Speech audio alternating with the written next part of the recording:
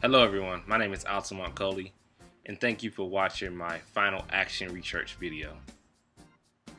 In this video, I'll be sharing 5 elements. These elements are the rationale, the related literature, the design and development of my project, the skills used to complete this project, and my future goals. My first month at Full Sail University, I was asked to find a problem within my work environment.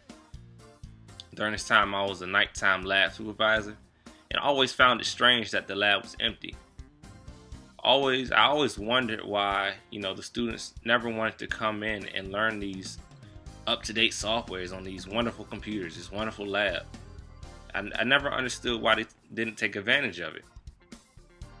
So I wanted to create an opportunity where the students could expand their knowledge and really learn these softwares and programs to enhance their knowledge and prepare them for future careers within the music technology field.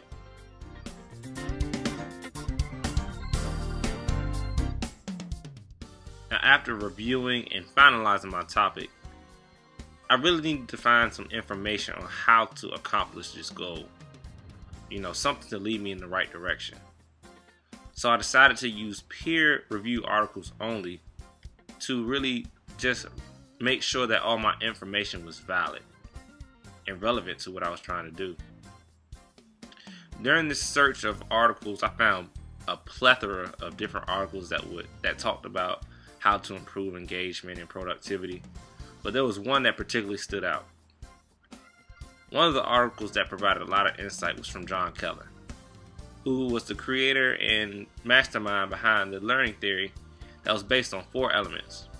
These elements are attention, relevance, confidence, and satisfaction, which have been noted for increasing and sustaining productivity and engagement. Now, after studying and reviewing these different peer-reviewed articles and the learning theory by John Keller, I was really ready to start developing and designing this action research.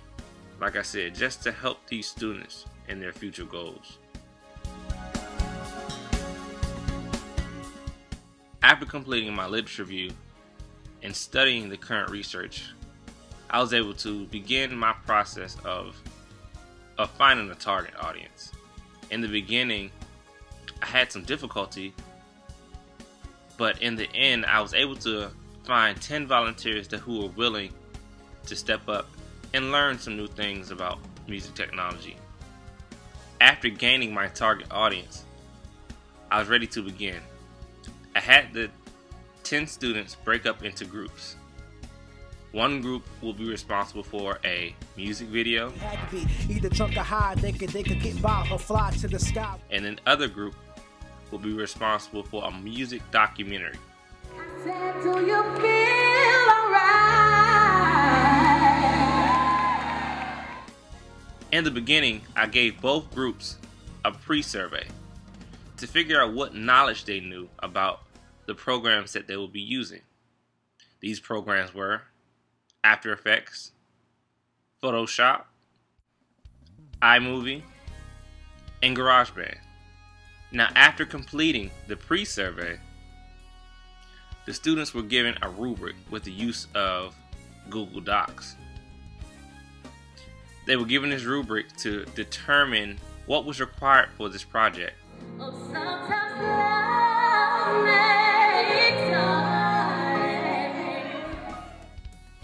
With the expectations laid out, it was time to begin.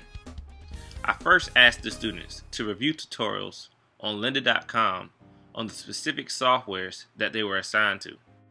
This will help them formulate their ideas and make whatever creation that was in their mind come to life through the use of technology.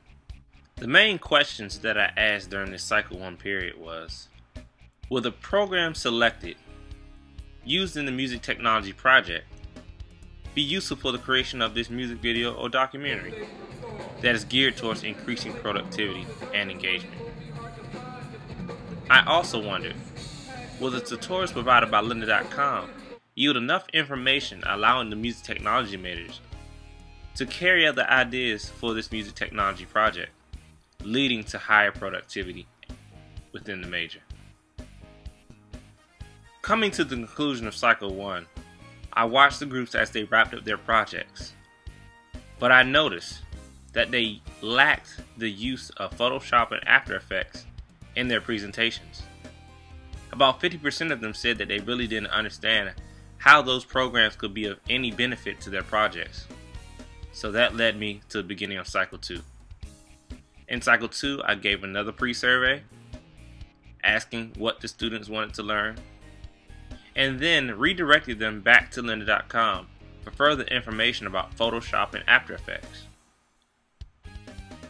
By the conclusion of Cycle 2, the students had created a flyer and a motion graphic to accompany the videos that they did in the previous cycle. In the end of Cycle 2, the 50% of students that didn't understand finally got it. They creatively found ways to use these programs to enhance their music technology project. One student mentioned that After Effects allows you to manipulate objects and really enhance the visual characteristics of any project or any presentation. When coming to a conclusion of this action research, I noticed that the ADDIE model really led me to create a project that would be significant and have some meaning for the students. I really look forward to taking my success in these cycles into the next academic year. My plan is to make this type of project an end of the year final.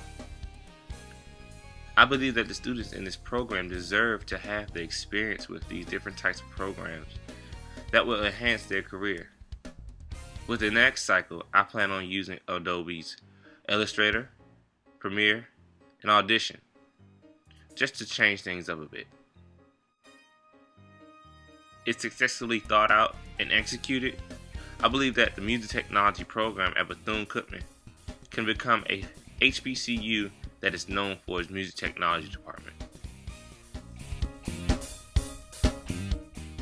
Some of the other skills that were gained during my time here at Full Sail came from the Game Strategies and Motivation class and the Learning Management Systems class.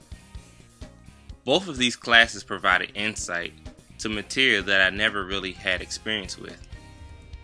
For instance, in the Gaming Strategies class, I didn't know how to create my own game and make it beneficial to my students. And during that time, I only figured that gaming was going to be more of a distraction than a help for the students in the class. Also, with the Learning Management System class, I didn't believe that the elementary students were able to comprehend all of the technologies that would be useful in those LMOs. Having some time to reflect during this class, I realized that if my niece at 3 years old can operate an iPhone, why can't students in the elementary stages use LMOs to enhance their learning? These two classes have taught me a lot, and I'm currently using the principles learned in these classes in my own classroom.